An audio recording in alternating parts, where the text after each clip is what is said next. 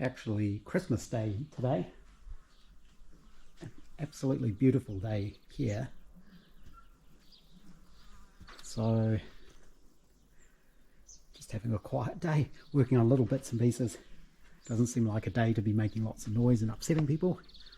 So I've been doing some painting of valset frame parts. All sitting out there baking in the sun. Car's looking really good now, really starting to look like a car. I am still waiting for my junction box, but my new crimps arrived, as well as the crimping tool. And this is just from AliExpress. I don't know why it's called Lion Rage, but this is a crimping tool with different sets of jaws. I think it came with 6 different sets of jaws. So this will crimp all sorts of things. All sorts of different terminals, different sizes.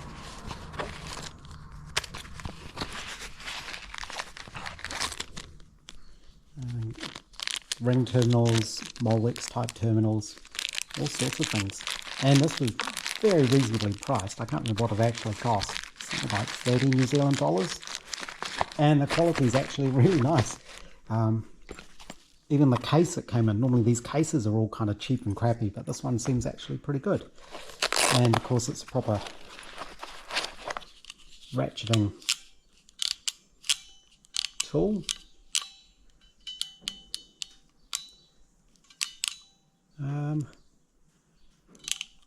Yeah, I'm quite impressed at how good these things have got. They always used to be cheap and nasty, but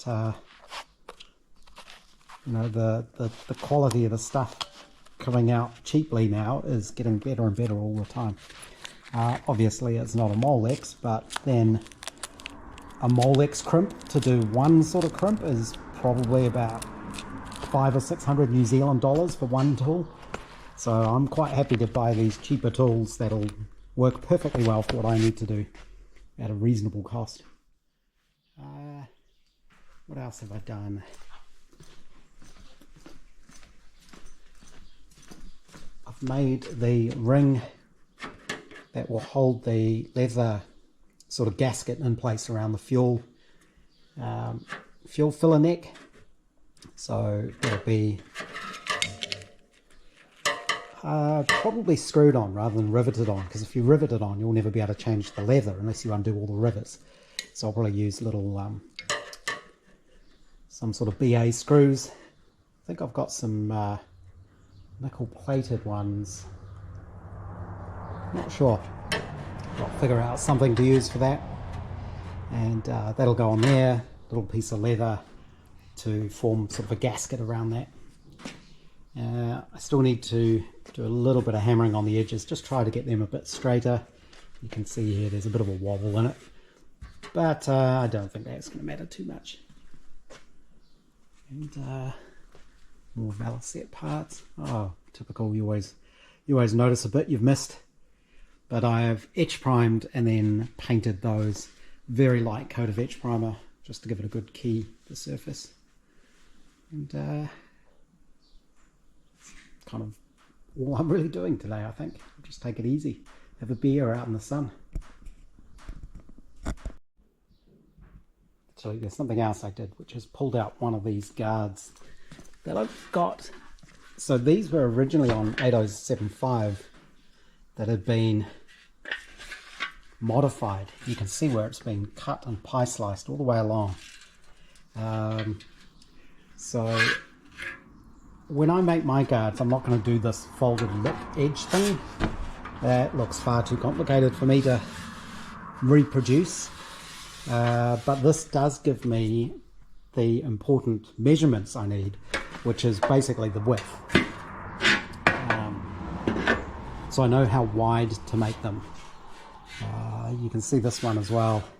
This edge is a little bit different, but it gives me the idea of what the right radius is on the edge and what these end details look like, how it kicks up. I went and looked at all my pictures of original cars, and again, it's one of these things where no two originals are the same. Even period pictures of guards show slightly different styles of guards on all of them. You can sort of see on this one, different car, but you can see that little kick, and you can sort of see where the rear guards are in relation to the side of the body. My front guards are going to be the slightly different style. I think I am mixing and matching styles a little bit here, but it's all Riley, it's all Brooklands. But you look at a lot of the existing cars now, and obviously a lot of the specials and the replicas are going to be a little bit different, but even the so-called original cars with proper Brooklands numbers, there's various different styles of guards. So again, it's going to be one of these things where I just make what I want to make, and as long as it's period correct and correct for Riley, it'll be fine, it'll work. The trick is making it look right, and that's why I'm quite happy with the car as it is, even if the shape is not exactly right. I've ended up with a mix between the doored and the doorless bodies. I think normally the doored bodies would be flatter across the back there, and I've got a bit more of a peak to it, but it looks right, so should be fine. But yes, the guards, I'll do them in the same way I did the Austin 7 guards, which is make them in 3 pieces, a top and 2 sides. And I actually ended up buying quite a while ago the right sort of wheel for my wheeling machine, which is this. Oh, it's got a little bit of surface rust on it. And what this will let me do is kind of go like that.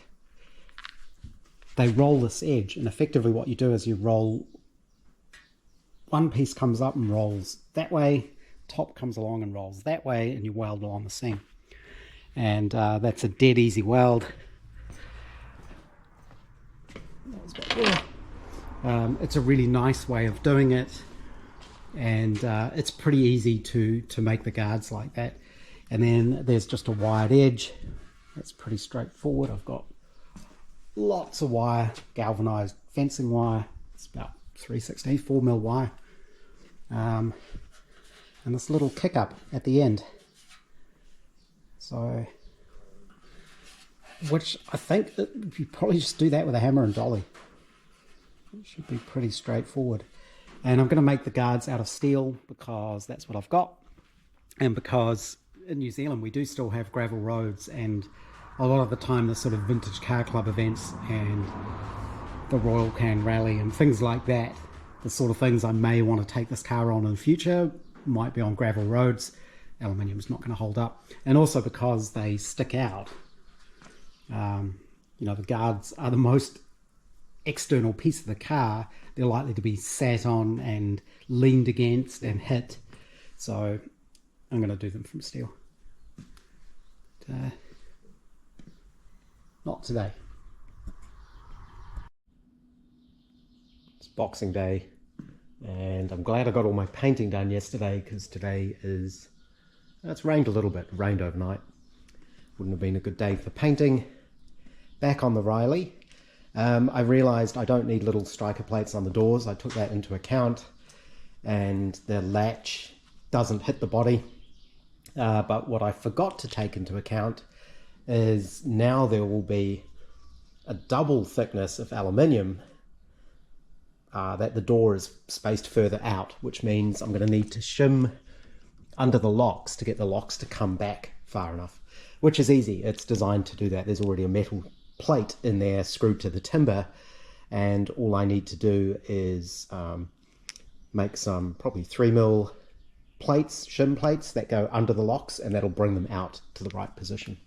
That was always the intention. I just didn't realize how much shimming I'm going to need. And I've been looking at the filler cap. I remembered that I did actually have more leather, and this is some leather that Joss actually gave me for my Austin 7 years ago when I first started doing the Austin. Joss kept everything, all sorts of interesting bits and pieces, or anything that could be useful he had somewhere probably. And I remembered I had this. So I dug that out, and it seemed pretty fitting that this leather that Joss gave me is going to end up being used on what was Joss's car. So I've started doing what I said I should have done yesterday, which is I've cut out the central hole first, pushed that down over the filler cap. That leather stretches, it's pretty dry, I'm going to have to treat it. And with that in place, now I trace around the little ring. I'm just using a silver marker pen. And now that gives me the right sort of shape to cut out and where the holes need to go. And I was lucky I was able to just use a little edge piece off the leather. So I'll do that next, trim that out. Looking at some of the little brackets and bits and pieces that need to go on the car.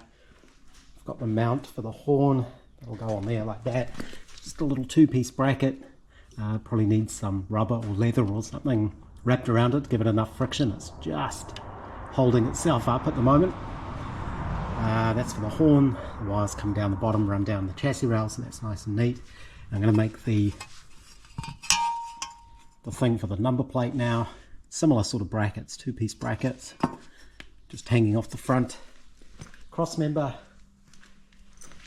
And I'm making those from steel strap. This is galvanized, but what I'll do is may leave it galvanized and etch prime it, because the primer I've got should go over galvanizing, or else I just strip the galv off with some hydrochloric acid that just eats through the zinc. Then you've just got bare steel and I can paint them. And to make the bracket, I found a socket that's the right diameter. I think it's an inch and an eighth, and I just wrap it around that. And one trick I found to get it perpendicular is using a 1-2-3 block, and you sort of sit that on the socket and you can adjust it like this till you get the edge square.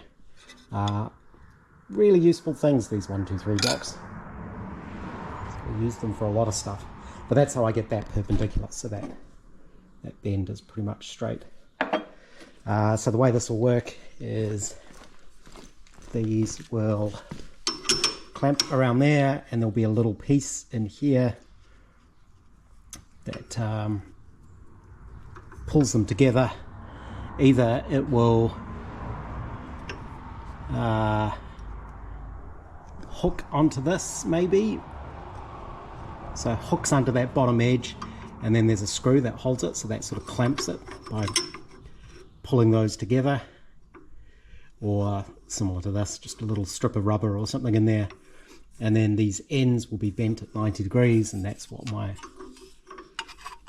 number plate will hang off. It'll just be hanging there because you want to be able to flip it up if you ever need to get the starter handle in to turn the engine over. That's how that'll work. So I could either have a little piece that's kind of like that, so that when you bolt it through here it tightens up, something like that anyway. But I'm going to make the second strap now. This is what I mean about 1-2-3 blocks being super useful. There's my little bracket I just rounded off the corner. I need to make a 90-degree bend, so I'm using my little bench vice folder thing. And to get bends on these at 90 degrees, you can use the 1-2-3 block in against there to get it lined up, so it's definitely 90-degree angle when you bend it. Super useful. These are my little brackets for the number plate. Soaking in acid to get the zinc off, and all I do is put them in a little container, fill it up with water till it covers the parts, and then just add a little bit of acid to that. You always add acid to water rather than water to acid, so you're starting off with the least acidic solution and you add acid to make it more acidic. So there'll be hydrogen gas coming off there at the moment. Today I'm not getting too much done, but I guess I am on holiday, so I should have a bit of downtime, a bit of quiet time, and try to recover from the year, I guess. It's been a pretty full-on year work-wise, so it was good to have a break. I think I've got another 2 weeks off, 2.5 weeks. So my goal is to make the guards for the car. I have to wait for aluminium to do the bonnet and the door skin. Today some rubber seal stuff turned up, which was good, and some grommets for the holes. I've been doing a bit of a cleanup as well, sorting out my nuts and bolts and various bits and pieces, as well as the valacet parts that I painted the other day. I made some little brackets to bolt the front number plate on, painted those up. Those are those brackets. This is enamel paint. It actually takes quite a long time to dry. It's touch dry now, but I'll probably leave it for another week or two before I attempted to bolt anything together. Same with the valacet stuff. That's all just sitting there waiting to dry. I was looking at a few things, like reading through the construction manual, and from what other people who have built replica cars have told me, theoretically the information says they can ignore all the rules apart from some basic ones, but it doesn't actually seem to work that way. They will get picky with the rules, or they can get picky with the rules. So I will need bump stops on this, and I can add them. So my thinking is, if I can do it without it changing the nature of it being a pre-war car, then it's not worth arguing about. You know, I can easily fit a bump stop here. This is what I'm going to do. I'm going to make it fit it in here. I've measured it up. There's very little movement on the springs on these. You know, if you jack up the front of a car, not much moves. So even if you jack up one side, but I've found a set of bump stops. They're proper automotive bump stops. They're not just some rubber buffer thing, and it'll just need a hole drilled in the chassis there, single bolt, and that'll go between the chassis and the spring, which is good. I was checking the clearances of everything. Everything is very tight. I think I've mentioned this numerous times on the Brooklands. Just making sure the steering arm misses the shock absorbers and all that kind of thing. Technically, if you were on full lock and full suspension travel, things could hit, but I don't think you should ever be in that situation. If you're in that situation, things have gone really, really badly wrong. But I did look at my guard mounting blocks, and I ended up this morning milling a big chunk of those off, just to make sure there is more than enough clearance here with the drag link, and there's enough room there for a bolt to go through. This is all still solidly welded. That's not going to come apart. And what else are we doing? Like I say, I can't make the bonnet panels until I've got more aluminium, but the bonnet center line on these isn't down the center line of the car. It's actually offset. I believe the reason for that is so that you don't get water dripping straight down onto your spark plugs. So what I'll do is I'll actually make the center hinge here. So because there's a bolt that goes through there, I can make a bracket that goes on there that holds the hinge and goes across to here. Another bolt hole here. There'll be another little bracket underneath here that sticks out, and that's what holds the bonnet hinge along there. How I do the bottom part, I'm not quite sure yet. There'll have to be sort of removable panels. There's a aluminium panel that has to go in here, sort of block some of that off. What else? The the high stop light, again, this is one of these things I can't get out of it. They made me do it on my MGB even, because the registration on this had lapsed. And this isn't a rule to do with replica cars, it's just a rule to do with when cars are first registered in New Zealand, and I believe it's anything after January 1991 has to have a high stop light. So they made me fit this. This is actually a Lucas number plate lamp, and we just painted the inside of the glass red, and that's apparently perfectly acceptable because that's never been a problem. So I've actually ordered another one of these, but this is too modern for a pre-war car. But I'm going to use that lamp, and I'm going to look at making an aluminium cover that goes over this, so, and kind of tapers down to hide the chrome. But it's basically a proper lamp, and it has to go in the middle of the car. It's got minimum dimensions for size, I think it's 3-inch square. Has to be mostly rectangular, so that'll just have to go up here somewhere, maybe there, not sure. Probably won't attach it to the boot lid because that makes it a pain to get the boot lid off. You've got wiring then attached to it. I think I went overboard with the screws here, and that was because when I started marking it out, I marked it out with 6 and thought 6 isn't enough, so just doubled the number of screws. But probably 8 would have been enough there, but that'll be alright. What else? I think that was it. So, like I say, I want to start working on the guards. I'm going to make those out of steel. I've got plenty of sheet steel. I've got Zinc, which is this electro zinc plated stuff. But I've also got just plain cold rolled steel. I'll probably use that for the guards.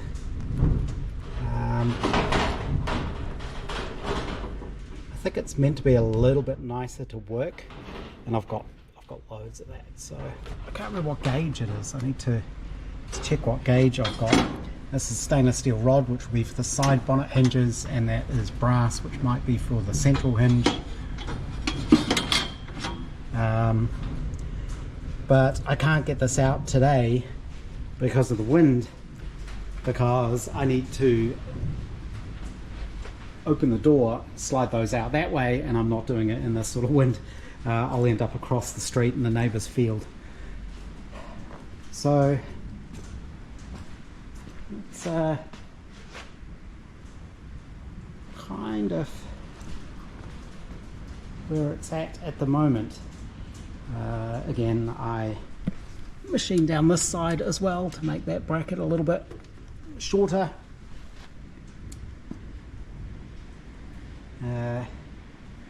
Now that I look at it, it's plug welded from the back, so it's basically a solid MIG weld, but I might TIG around the edges of that as well, just to be absolutely certain they don't come off. I've mentioned before, the guards on these do vibrate a lot. It is a known problem with them. What else do we need to do? I think that's it at the moment. Today, it's Saturday, I think. Totally different day to yesterday, where I think the highest wind gust we saw was about over 50 km/h. And today it's completely calm, beautifully sunny day, very peaceful.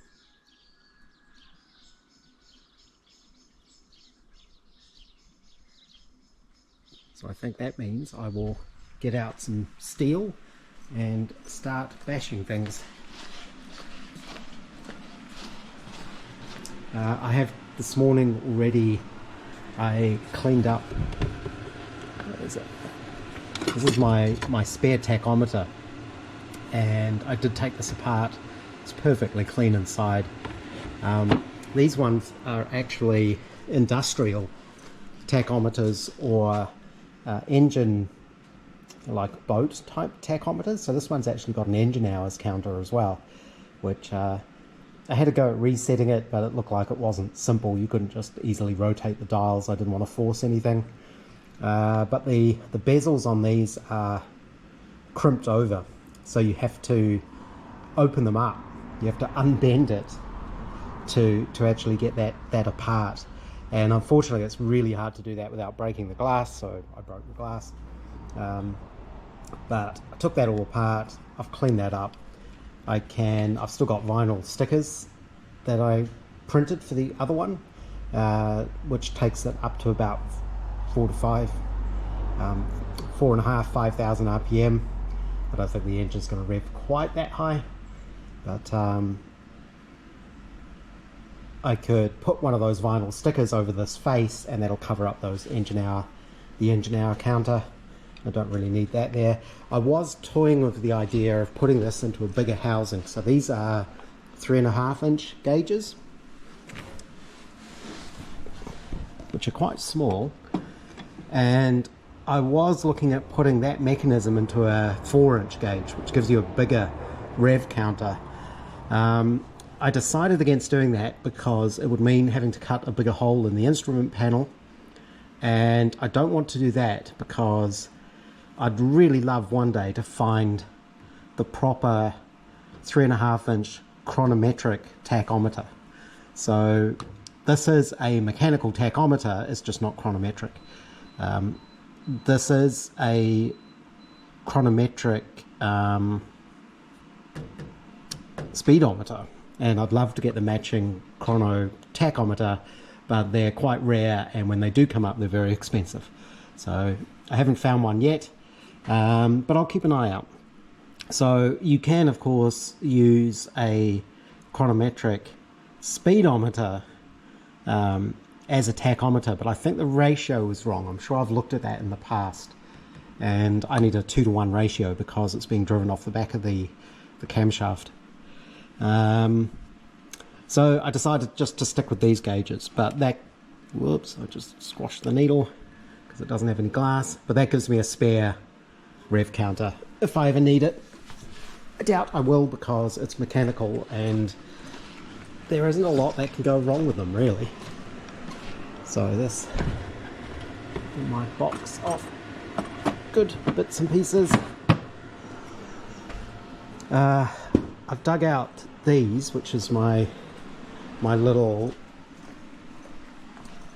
wheels for rolling the edge of the guards, and it turns out that's the perfect radius. Well, pretty close to the perfect radius. I think that'll work fine. I can't remember off the top of my head what the radius is on this. Could be 2 inch, something like that. So I'll put those on here at some point. And it would be a very good day to do some painting. Maybe I should get etch primer on the Valocette body. It could be an idea. What else? It's kind of being in the middle of the holidays, trying to figure out what you want to do. I've got so many things to work on that I need to pick and choose. But yeah, it's just a nice, peaceful, relaxing day. Although I already did have a bird flew into the house and was struggling to get out, so I had to catch that earlier this morning. The dogs didn't notice at all. They just slept through the whole thing.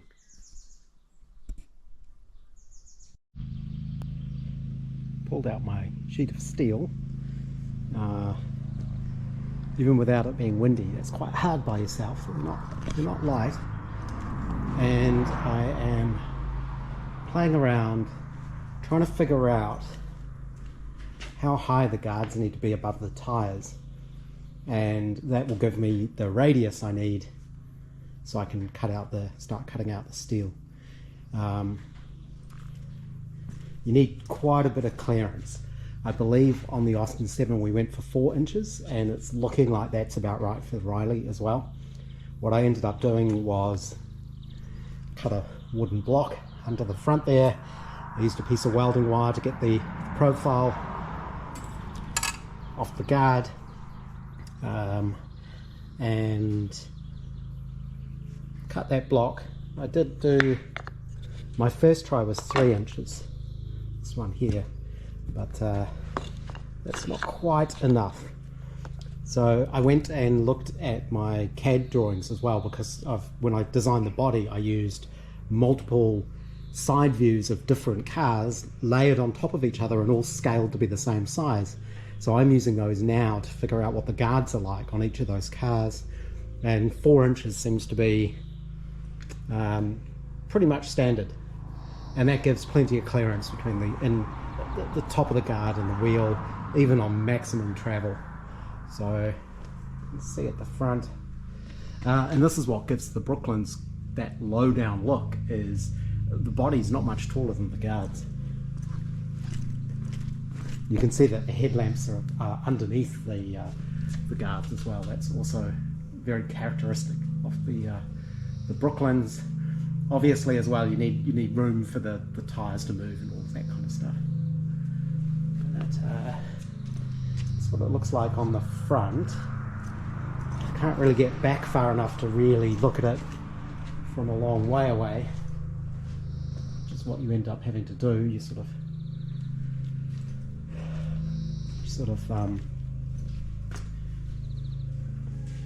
step back to examine it. But you can see these are the guards that were originally on 8075, I guess. They've been modified, so they're all cut up in the middle, which is why I'm making new ones. But the good thing is it gives me the dimensions and the width and all of that kind of thing, because it's proper Riley. This is where the side lights would have gone, so I know that's the top of the guard. And you can see this all pretty much lines up. So might make mine a little bit lower so it lines up with this, because then that's just a simple straight strap effectively that goes into there. But you can see this is all pretty close. What I'll do is I'll put that on the back wheel and see what it looks like. Again, this is just to get the height correct. Obviously that guard wouldn't be long enough for a back wheel, and it also points out one of the flaws of these guards that I've got. They're not circular because of the way they've been cut and sliced and then welded back together. I noticed this with my welding wire. It's not a proper radius at the back here. It actually is the wrong shape. But that would be 4 inches clearance at the back, more than enough for the suspension travel. And again, you sort of see how the guards come quite high up the body.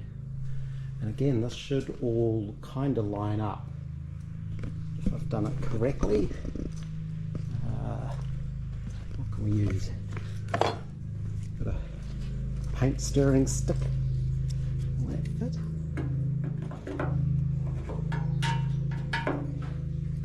No, it's not going to fit.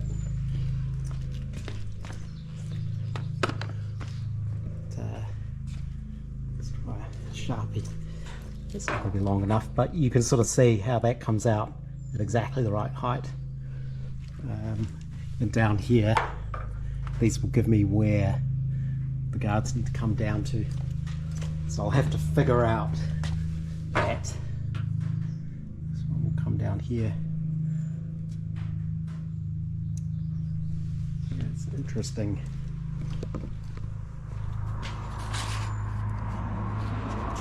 So you can see the rear guard here, or up here. They kind of come basically to the top of the chassis rail.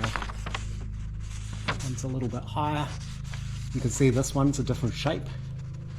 It's much squarer across the front. Let's see in there. Yeah, it's quite square.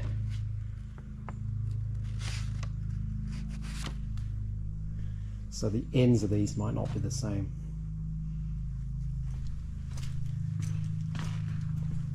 You can see if that goes down to the, pretty much down to the spring chassis rail, it's got quite a bit more curvature that's required. It's almost 180 degrees.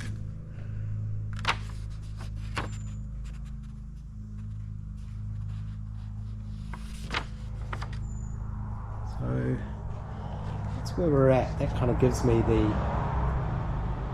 what radius I need and what length.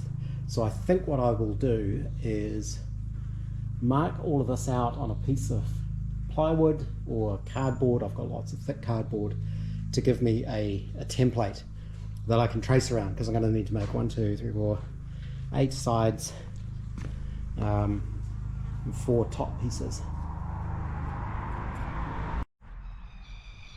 Decided to mark out and cut the guard sides. I just made a kind of little compass thing, just a hole, nail through the middle and a marker through the holes to mark them out, and then I'll cut those out. It turns out putting a big sheet of steel out in the hot sun gets pretty warm. It's a bit too hot to touch almost, so I've got gloves on, but that should work fairly well. I did do a rather stupid and convoluted test with paper templates that I had to print out, and it kind of worked, but in the end I decided just to use that method to cut out the blanks for the sides, and once I've cut the first one out I'll use that as a template to cut out the rest. I'll probably keep one as a template in case I ever need to make new guards, but I basically used my CAD drawing of the body because it has a bunch of overlaid pictures of real cars, and again there's no consistency in the guards in these cars. They're all different. No two originals are the same, but I imagine the guards have been replaced over the years. They get damaged, they get rebuilt. They seem to be different styles. You can see these ones, these are original cars period photos. They're quite flat across the edge there. That's on the rear. The front is more curved, and you can see this little kick, but they're quite shallow. They don't have very deep sides. So I'll just make something that looks right, I guess. And speaking of doing stupid things, a bird flew in here before, and they've done this before. He's flown up into the ventilator up there. So I've got my big bendy stick stopping the ventilator from spinning, because otherwise the little guy just sits on there and he goes round and round and round. But even now that it's stopped, he seems a bit confused and he can't figure out how to get down. So I think maybe I'll have to wait till it gets dark, so it's dark outside, and then I can turn the lights on down here. Maybe then he'll be able to figure out how to fly downwards. Otherwise I think in a day or two there's going to be a dead bird either up there or down here somewhere. But I'm going to trim out that side piece for the guard. I was trying to figure out what the gap between the guard and the wheel should be. It's about 4 inches. That seems reasonably consistent across most cars.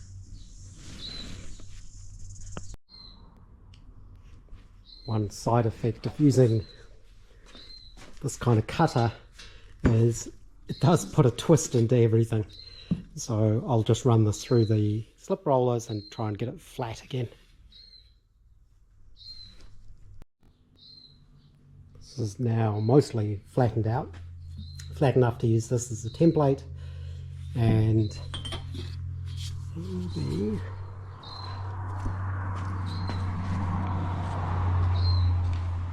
find my block. That bird's still up there. I can hear him chirping away, but I don't think he's in for a very good ending.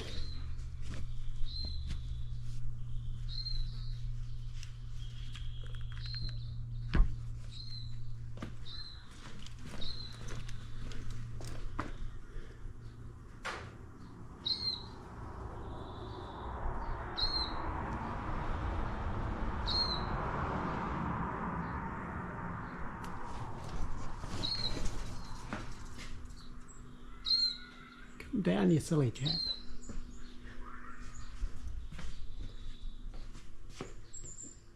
I think it looks right. There's a bit of an optical illusion going on with some of these, I think. It's a bit hard from the pictures to really get an idea of exactly what it's going to look like. Obviously the front doesn't go quite that far around. But,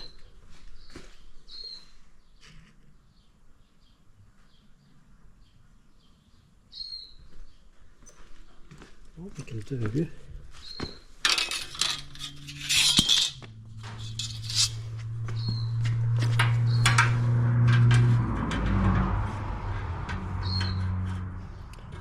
so like I say, around the front there it's pretty close, it matches, but as soon as you get to the part where they've cut and sliced it, it changes, the radius changes.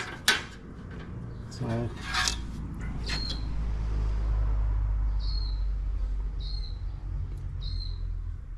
still not convinced that's right. I'm going to do some more measurements and things because now's the time to spend to try and get it right. And I might go look at some of the photos and things again. I figured out why this is wrong, and it's basically I did something almost as stupid as that bird. I measured this hole, which ended up being this inside curve. This should be on the other side. So when I measured the second hole to drill, I measured the wrong direction. I need to drill it there. So this is too fat. But that's why we test these things out. Okay, that makes more sense now. That is actually even.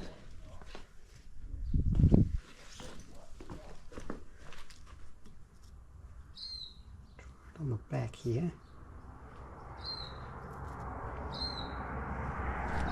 The bottom of my block is more or less flat, but of course the profile of the tyre is curved, so you have to balance it a little bit.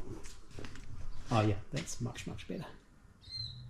So like I say, I think I'll use that one as the template and I'll make 8 more.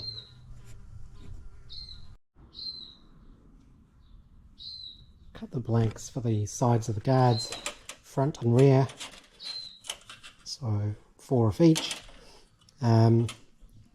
They're not 100% identical. If you lay them on top of each other, there's slight differences, but by the time they get welded to the top pieces and a wide edge put on the bottom of them, and that 45-degree roll put onto one side, you're not going to notice. I suspect you could have the guards half an inch or more different from side to side on the guard, and even side to side on the car, and nobody would ever notice. So these will be close enough. I did just run around the edges with the flat disc just to make sure they were a nice smooth radius, so there's not too much wobbliness. And I found I was getting much better with these towards the end, getting a nice smooth cut. These work really well most of the time, but every so often they kind of jam up slightly. It's hard to describe, and you have to keep the gap set pretty accurately. But even with these, after cutting out all of that, my hand was getting a bit sore. And there's lots of leftover steel because, unfortunately, trying to cut pieces like this out of a large sheet, there's going to be a lot of wastage because you can't inset them too much. I did it kind of randomly. It's probably better to do it like this, but you're always going to get this big wastage in the middle. But that's okay. Steel's relatively cheap, and I've got lots to go in the recycling next week, and I've got other offcuts.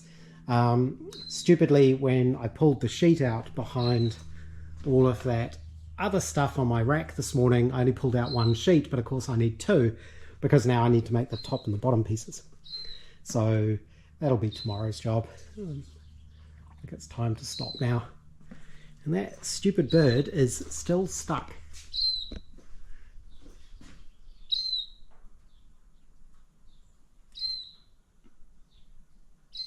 Fly down, stupid.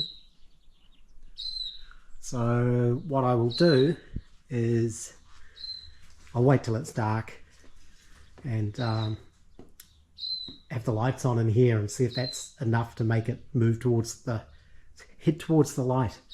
And if I can at least get him out of the vent, then there may be a chance of him going out the doors, because that's going to be the second problem.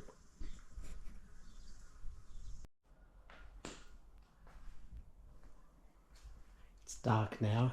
It's about 20 past 9. And I came to see if the bird is out of the vent, and he is. He's sitting up there. He's sort of making a few peeping noises, but he looks pretty knackered. So I'm going to open the door, and hopefully that will encourage him to fly out, but we'll see.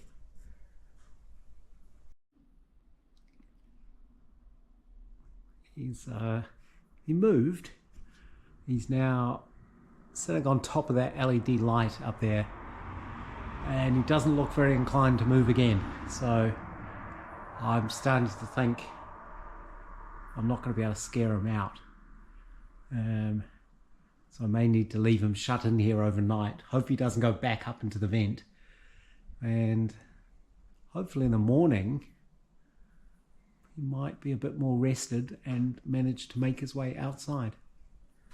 But I think I'm going to put a dust cloth over the car because it's already been splattered with bird crap. Sunday now. Not quite such a nice day, but it's not too bad. It's just overcast. It's not windy at least. I pulled out my next sheet of iron. It's up there. Had to move everything again, pull it out. Oh, and that bird. So when I came back in this morning, there was no sign of it. I have no idea what's happened to it. Nothing flew out. I suspect it's probably dead up there on top of that light, maybe. I left the door open when I went back inside, so maybe it did fly out, but I didn't hear it peeping away like it was last night. So not sure what's happened there. Definitely haven't found it lying on the ground anywhere yet, but we'll see. So I've been looking at pictures of Brooklands and guards and trying to figure out exactly how I want to make them, because there's no consistency. There's no consistent style. And I was considering doing the style that has more of a kick up at the ends.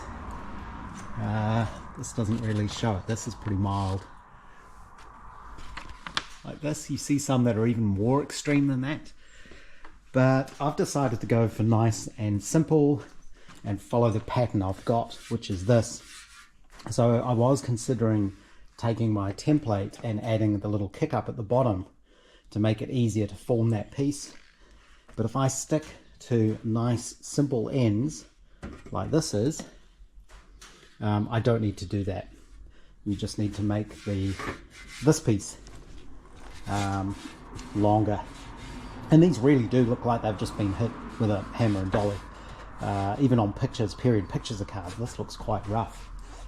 And looking at all the pictures, I came across the style that I'm going to go for, which is this one. My printer isn't very good, unfortunately, but maybe you can see quite narrow guards, which is what I've got. Minor little kick on the front and fairly flat on the back. They're almost square. It's a bit hard to see. It's a bit easier to see on the computer. This rear guard is actually quite short as well.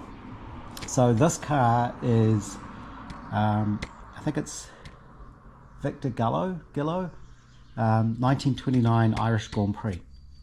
So this is period correct, but I like the look of these ones. They're just nice and clean and just subtle, not these big French looking bloody curly Q things on the ends of the guards. So I'm going to go with that. I did find one picture when I was doing my looking up online. It might have been the 1930 Grand Prix, and picture of two Riley Brooklands next to each other, completely different style of guards, and they must both be pretty new cars. They'd be within a couple of years old, and it just shows that there's no consistency in these things. They're all over the place. So I can do what I want and what looks right, and yeah, I like this plainer style, and it's going to be much easier to make as well. So the atypically, what normally happens when you've got a piece of steel like this you want to cut, I need to cut a big long strip, it almost always ends up being, you know, about that much bigger than the width of the material. But in this case, the width of the material is exactly the right width for the two front guards, and I'm actually able to get one of them out of the scrap from yesterday, so that's good. So I'll trim this up, and I will trim up that one out there. It's meant to rain definitely tomorrow, possibly later, so I want to get that sheet cut up now before it gets wet, because it'll rust. It's all surface rust, it's easy to get rid of it, but I think I'm going to start doing that. And then I'll probably put a little bit of shape in them. There's not much, but you don't want them flat, so I have to think about the best way to do this. I think put a little bit of shape in them first on the wheeling machine and then roll the edges. It might take me a couple of goes to get this right. I might need to experiment, but I think that'll be the way to do it.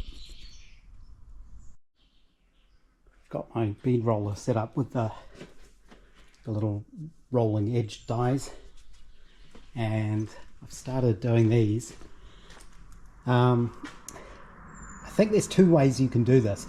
Because you're rolling that round and the radius is getting tighter, there's actually a shrink going on along that edge.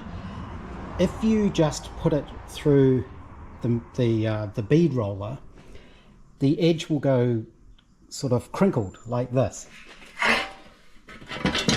and these puckers are where it needs to be shrunk. All these shrinks are kind of concentrating in certain places. Really, the whole thing needs to shrink all the way along.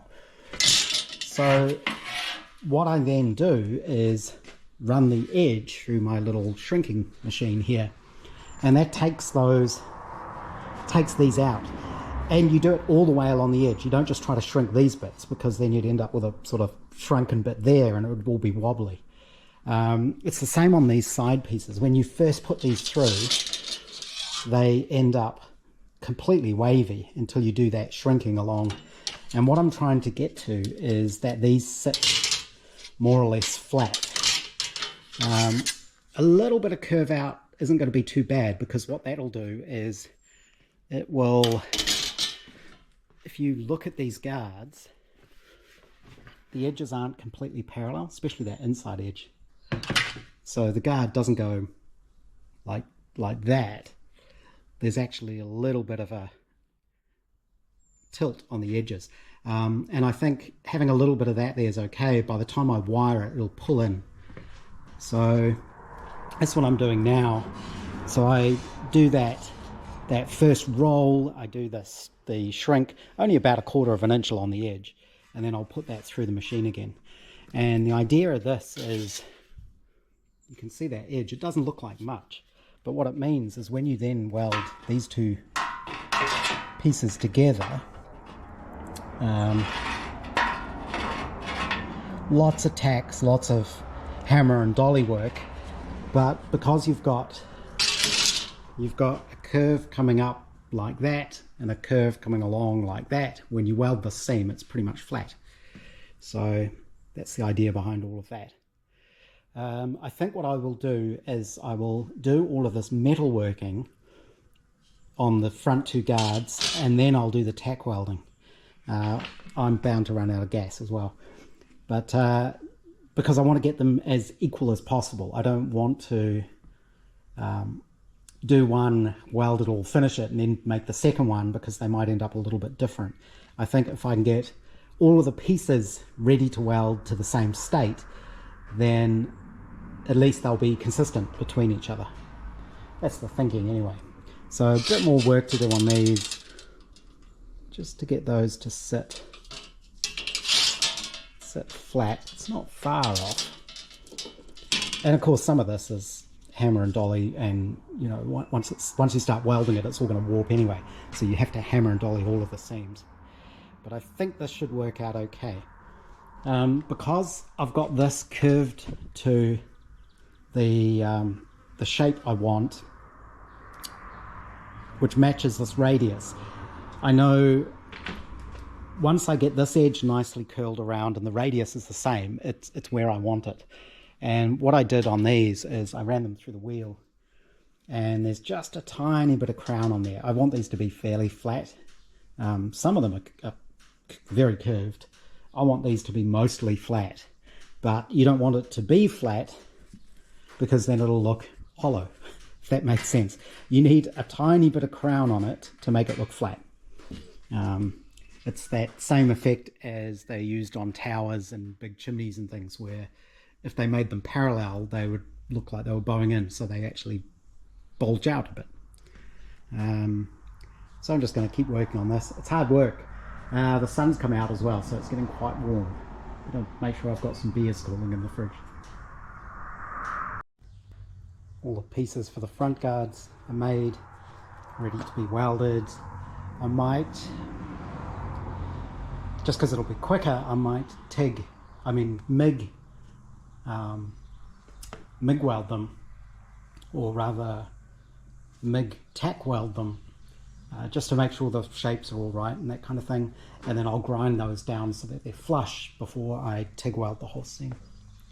But I'm going to have a bit of a break now. Still haven't found that bird. I don't know what happened to it, but yeah, I was watching some Fred Dibner films on YouTube last night, and makes me feel completely inadequate that I can't get up to a 20-foot maybe ventilator fan when he was climbing 350-foot tall chimneys with no safety ropes, with a 5-foot overhang at the top, and he just did it all freehand. So yeah, I need to figure out a clever way to get up there. The first side piece tacked on. It's pretty good around here. You can see here the shape isn't quite right. It comes in too much. But as long as the edges are touching and it's welded together, that'll all hammer out. So what I need to do now is flip it over, weld on the next side piece. The only trick here being, make sure you start at the right end, because this is the front. It's got extra for that little pointy front bit. So I need to make sure I don't weld this on starting at that end. Obviously that won't work. So what I'll do is I will hammer this a bit and then grind the tops of the welds off. I'm trying to do really decent spot welds, or tack welds rather, so it doesn't all just spring apart. But once I'm happy with the shape, I can finish the weld with TIG. It's worth adding as well, if you've made sure the edges are very square and everything is bent over the right amount, even if the panels aren't quite the right shape, you don't need any clamps to do this. I'm just hand pulling it to where it needs to go to force the edges together and putting a tack weld there, and that works fine because you know the shape should be consistent all the way around and should be pretty even already. It'll be the hammer and dolly that smooths it out afterwards. I don't think I can wheel this. I don't think I've got an anvil with a tight enough radius to get into this corner, unfortunately. But also, this is what I mean about you don't weld one end and then weld the other, because you've got all this overlap in the middle. You'd never get it to line up, which is why you start at one end and work your way along.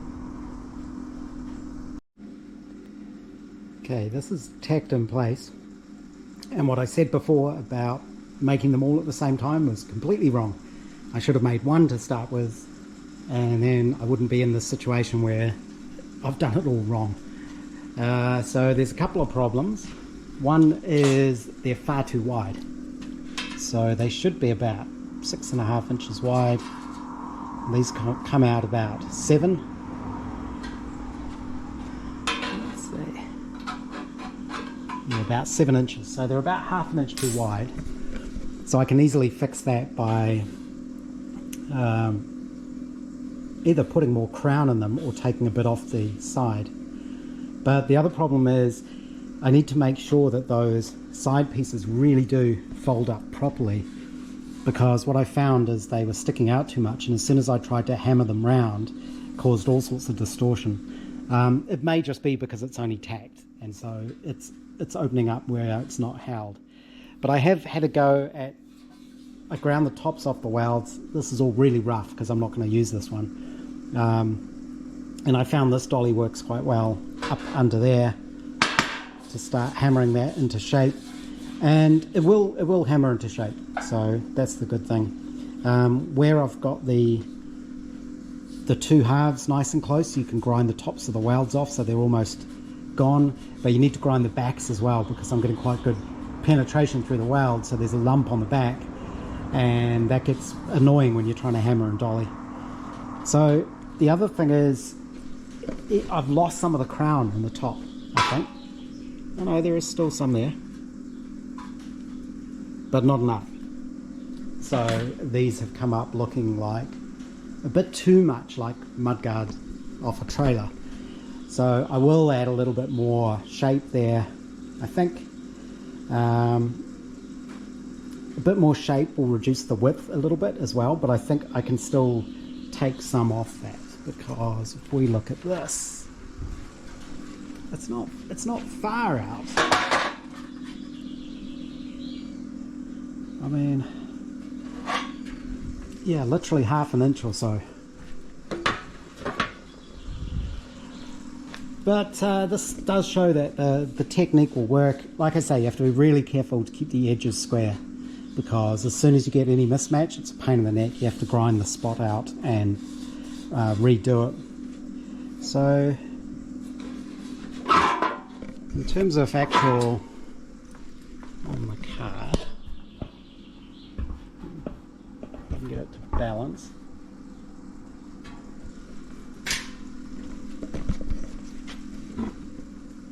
Yeah, see, it looks too flat, sort of too big. I'm sure taking that ½ inch out of the width will help, but it's kind of getting there.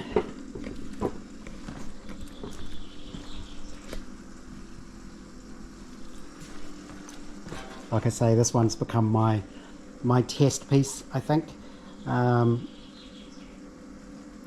Yeah, and I'm almost tempted to try and make some kind of dolly. The right sort of diameter for that radius, a piece of steel bar maybe. Something like that. I've got this big chunk of steel, other solid bar. I'd need something that matches the you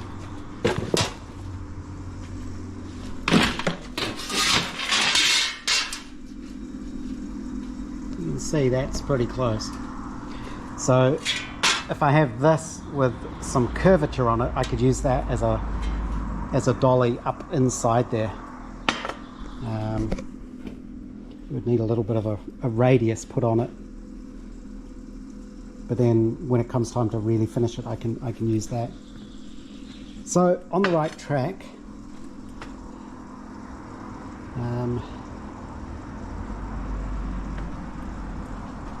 Yeah, I think definitely more crown, because it looks too flat. There's not enough. So even though it isn't flat, it looks flat. That was that effect I was talking about. And I can't easily do that on that one. Yeah, and I think width-wise, I can easily lose another ½ inch, maybe even an inch, and make them slightly narrower. Because really, the visual width is kind of across there. It's about 5 inches. whereas this is, yeah, way too big. That's 7. So I have to cut more bits of steel then. Yeah, it's 5.5. So what I will do is remake the middle section, and I'll have to cut out 2 new side sections. Might as well do that while I've got all the steel sheet there. Yeah. Oh well, that's why we do these things, to figure out how it's going to work. I should have done a little test piece first. Like if this is a flat piece, you can measure how much that curve gives you. So that's added an extra couple of inches. It's probably about, yeah, if you go from, yeah, 1.5 inches.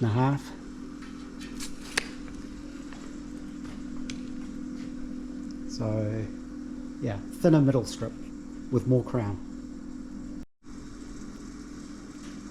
It's getting close to beer time now. Yep, 20 to 5.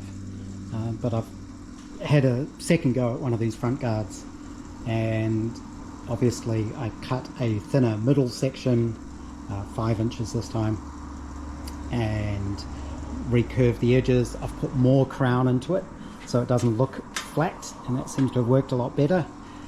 And I also did an extra shrink along the edge of the side pieces and to get that curl tighter.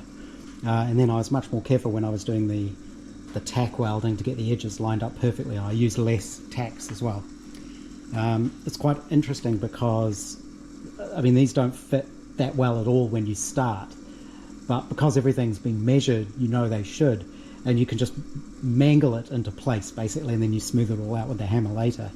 But because of all these curves, there's sort of compound curves in it, and curves this way and curves that way, the way you twist it isn't necessarily the way the metal's going to move.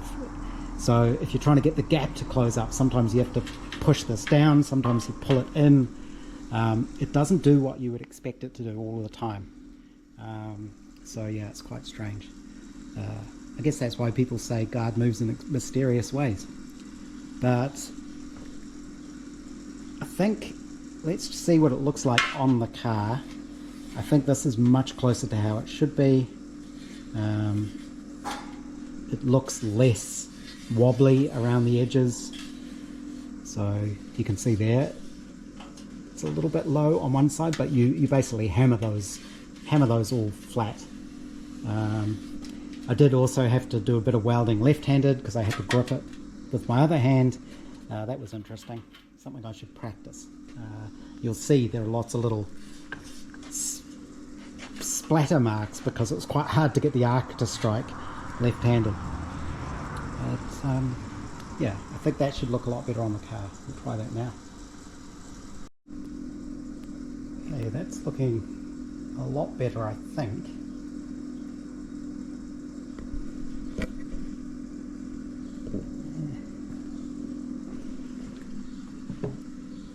It needs to go up a little bit, but of course the edges need doing, and it's not rounded off properly and all that kind of thing. But I think that's a lot better in terms of width, especially once this front nose comes round, it'll narrow it off. It's got a wicked twist in it as well. But you can see just a little bit of extra crown has made that now not look flat. Yeah, this is the second one I did, and we're not talking a lot.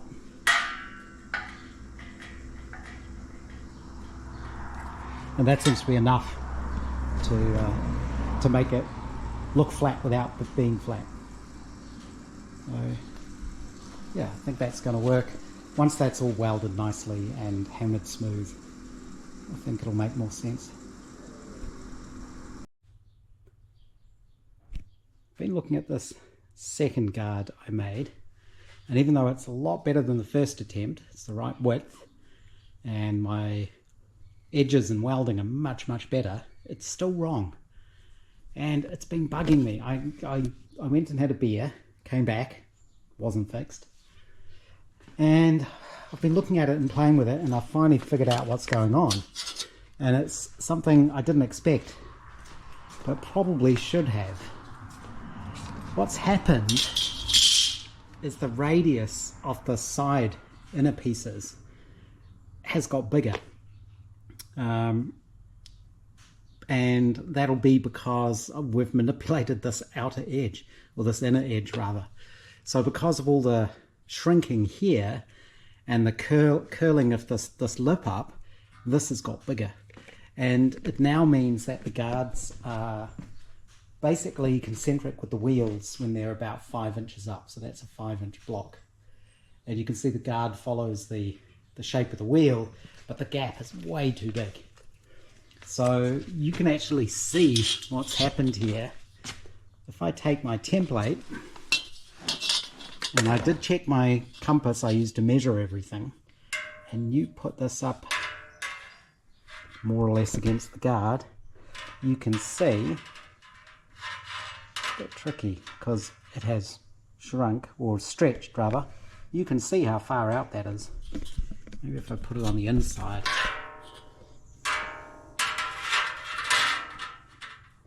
So if that's on the inside there at the front, if you look here, you can see how far that's moved. That's moved a lot. And I didn't take that into account when I started doing this.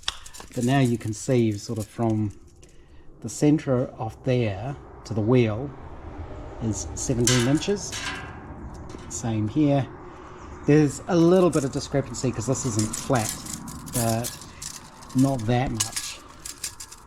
Same to there, about 17 inches. What it should be is 16.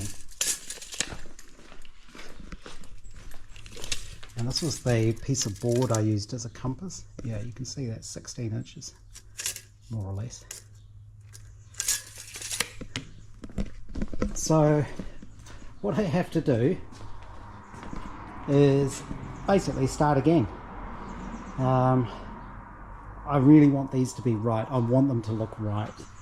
And you can see on this card, you know, there's not a lot of gap between the wheel and the guards. Probably 3 or 4 inches. I was aiming for 4.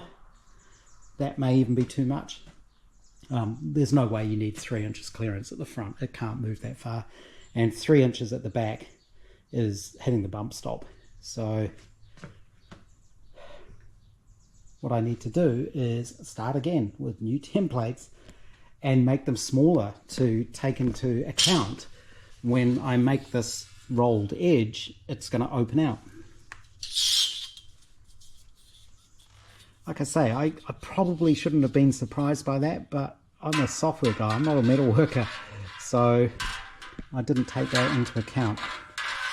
You can see there, that's by quite a lot. So I need to make, so these are all scrap now. My center section there is good, but I will need to make new side pieces. So given that came in an inch, I probably need to come back 2 inches, an inch and a half. If I came back an inch, I'm assuming that'll give me the 4-inch height that I was talking about. So if I came back 2 more inches, then when the guard is actually assembled, it should be about right. So I do have, this is a 3-inch block. Of course this won't be the right curvature, but it should be the right height.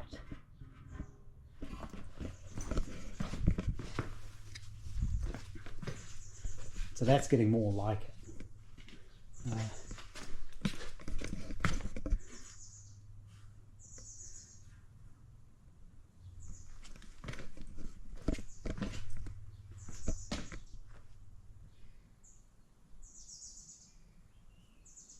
And also looking at it just from a visual point of view,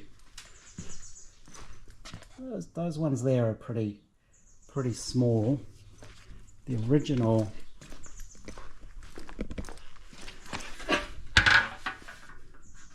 Yeah. I think what I will also do is allow more. I think this is about the height I want as well. So I need to allow an extra ½ inch here for the wire. Because I think if I cut this back, that'd look too narrow. That's probably about the right sort of width. Let's see. Sort of half to a third of the tire width, I guess. So yeah, I think what I'll do is I will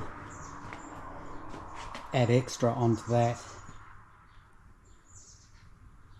But yeah, basically start again. But I have got the crown right on that, so that, you know, looks flat. It's meant to look flat, but it has to have crown to look that way. It's very annoying. But yeah, I think 3 inches between the, I can just get my hand in there. So 3 inches is about right, 3.5, 4. So basically start all over again. Luckily I've got plenty of steel. I am on my last sheet of cold rolled, but I do have lots of Zintex, so if I have to use that, I'll use that. I prefer using the cold rolled stuff. It's much nicer to weld because you're not burning zinc off and poisoning yourself. And I think it's easier to work with a little bit as well. Yeah. Oh well, like I say, I might as well spend the time now to get this right. This is probably easier to see. If I line up my template here, that kind of makes sense in the middle, but as you get round, it's kind of stretched out by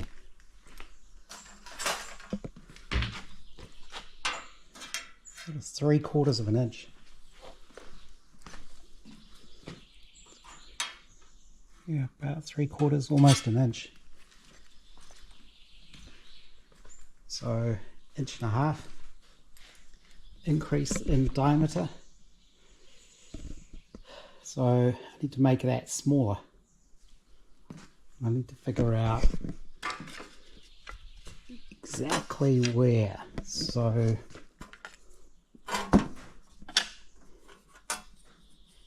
that was, I kind of want that to be nearly 2 inches shorter. So if I use my old inner hole as the new outer, and then this one here I've added an extra bit to give me extra to roll the wire around, which of course is going to affect how much this expands and contracts because I'm changing the width. But I think that should get me closer. That's quite a big difference in the diameter. So yeah, you can't just measure it. Doesn't work that way. Of course, if this was a square edge, it would be correct. But because it's got all the shaping in it to get that curve on the edge, it changes it. I haven't ranted about my modern car for a little while. Cabin air filters. So I suffer hay fever. I thought it might be a good idea to replace the filter in the car. So I looked up some things online. I looked in the Haynes manual, which I actually bought for this car. And as with a lot of things, it turns out to be completely different to what they say. So you remove this panel. It does clip completely. And you get into where the filter goes here. And if you look this up online, you'll find a lot of people showing it. But on most cars, it's different. The size of the panel is different. The size of the filter is different. I did find one that actually explains it and shows the same setup I've got here. I believe it's the same as on a Mazda 2. And the way it works is the air filter that goes in here is actually in two parts. You slide one part in and then lift it up. There's a space above there, and then the second part slides in. But it's just really annoying that you have to check every single part to make sure you get the exactly right one for your particular model of car, depending on where it was assembled, I guess. So this is the build plate for mine. I think they're assembled in Malaysia, somewhere like that. But yeah, if you just go by the Haynes manual or by a Super Cheap Auto or Repco and you put in the VIN for the car, it'll tell you the wrong part. I find I have to check everything so carefully. I just find it annoying. Just modern cars are just really annoying. So yeah, and when I opened this up, there weren't actually any filters in it anyway, which apparently was common for some reason. Maybe it was an optional extra, I don't know. But I've ordered a couple. I think they were $40, including shipping from Australia, so it's cheap enough. But again, it's like, okay, now I've taken the car apart, I have to put it back together. I'll probably just leave it apart actually until those filters arrive, because I'm not likely to be going very far in the next couple of weeks. But we've got a big trip coming up end of January and I wanted it fixed before then. So pre-war cars are just so much nicer to work on.